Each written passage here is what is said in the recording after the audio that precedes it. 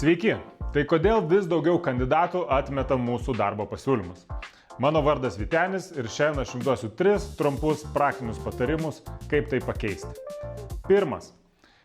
Turime atminti, kad kandidatai svarsto pasiūlymą keisti darbą, lygindami tai, ką jie labai gerai žino, savo šiandieninį darbą šiandieniniam darbdavy ir kažkokią svajonę ir didelį neapibrėžtumą, kurį mes jiems siūlome.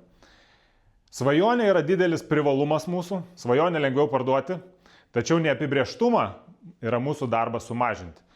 Todėl konkretumas labai padeda. Pavyzdys.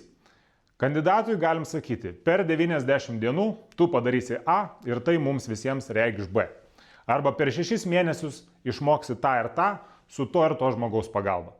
Po 2 metų galėsi daryti C, nes įvykdai A ir B ir taip toliau. Atsiminkime, kad neapibrėžtumo mažinimas yra mūsų užduotis. Antras patarimas. Klasika. Proceso greitis ir kokybė. Visi žino, mažai kas daro. Kaip praktiškai sumažinti atrankos procesą, nebandant jo išrasti iš naujo.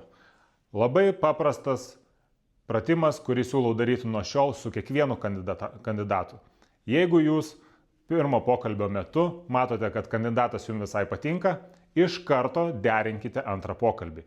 Juk jūs abu turite savo kalendorius telefonuose. Nežaiskime kalendoriaus pingpongo.